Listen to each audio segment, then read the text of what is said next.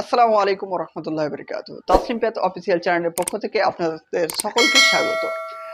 আপনারা দেখতে পাচ্ছেন যে আমাদের গলার মধ্যে একটা প্রজাপতির মতো একটা অংশ, এই প্রজাপতির মতো এই অংশটা আপনি কি জানেন স্যার?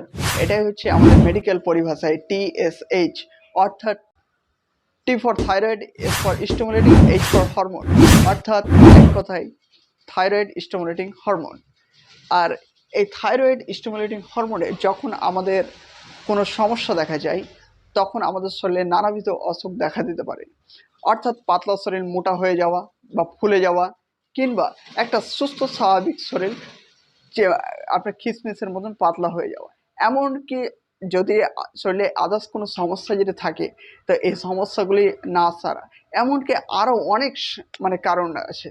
তো আজকে আমি একটু হালকা করে সেটা ইন্ট্রোডাকশন দিলাম। তো এই হচ্ছে আজ থাইরয়েডের বর্ণনা। তো ভিডিওটা ভালো লাগলে অবশ্যই আপনারা চ্যানেলটিকে সাবস্ক্রাইব করে দেবেন। আর দেখা হচ্ছে পরের ভিডিওতে।